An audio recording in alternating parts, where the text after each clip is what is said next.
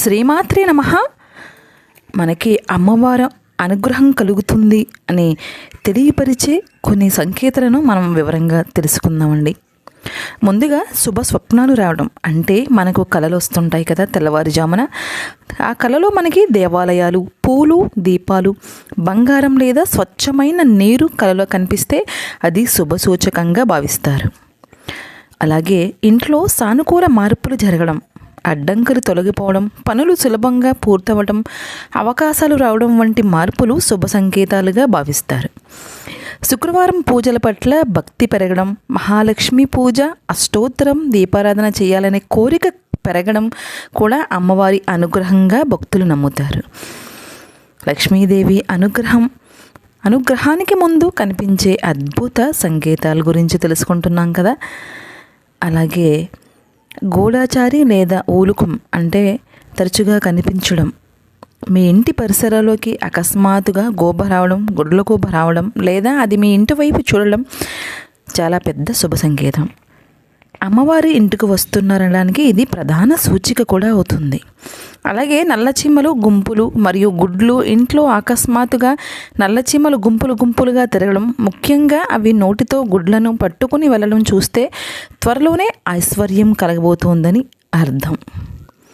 అలాగే ఉదయాన్నే ఇల్లు ఊడ్చే వ్యక్తులు కనిపించడం, మీరు ఉదయాన్నే నిద్ర లేవగానే బయటికి వెళ్ళేటప్పుడు ఎవరైనా ఇల్లు లేదా వీధి ఊడుస్తూ కనిపించడం, ముఖ్యంగా చేతిలో చీపురుతో కనిపించడం వల్ల చాలా మంచి శకునం.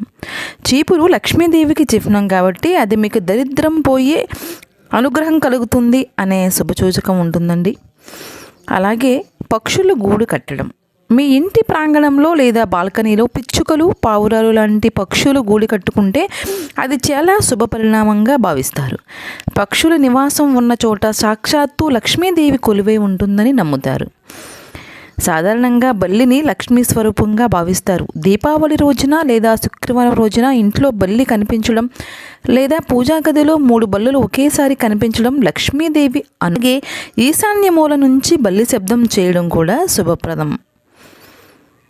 అలాగే అకస్మాత్తుగా డబ్బు దొరకడం, మీరు ఊహించని విధంగా పాత బట్టల్లోనూ లేదా దారిలో వెళ్తుంటేనే డబ్బులు, నాణ్యాలు లేదా నోట్లు దొరికితే దాన్ని లక్ష్మీ ప్రసాదంగా భావించాలి.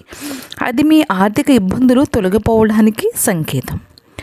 శంఖం లేదా గంటల శబ్దం వినబడటం, సూర్యోదయ సమయంలో లేదా బ్రహ్మ ముహూర్తంలో మీ నిద్ర లేచేటప్పుడు ఎక్కడో దూరం నుండి శంఖనాదం లేదా గుడి గంటల శబ్దం మీ చెవిన పడితే ఆ రోజంతా మీకు అదృష్టం కలిసి వస్తుంది.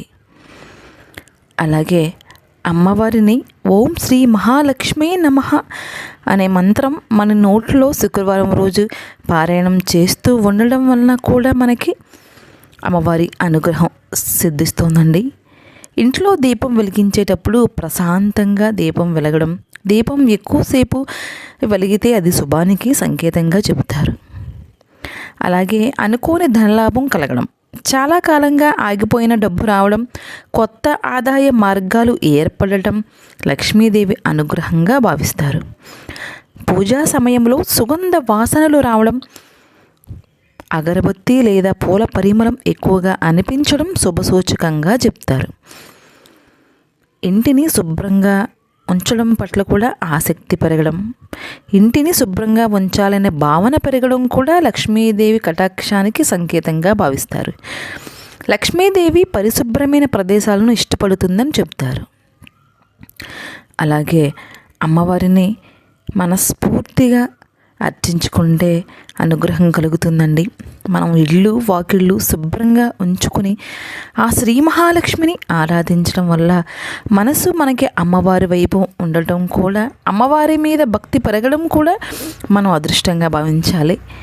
ఇవన్నీ మనకి శుభ సంకేతాలుగానే అనిపిస్తాయండి.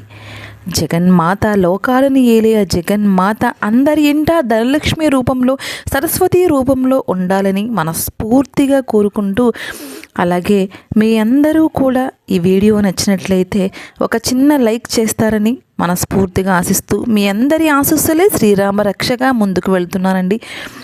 అలాగే దీవిస్తారని, అమ్మవారి అనుగ్రహంతో పాటు మీ అందరి ఆశీస్సులు ఉండాలి. ఒక చిన్న లైక్ చేయండి, షేర్ చేయండి, సబ్స్క్రైబ్ చేయండి. జ్యోతి భక్తి వ్లాగ్స్ మరో మంచి వీడియోతో మీ ముందుంటాను.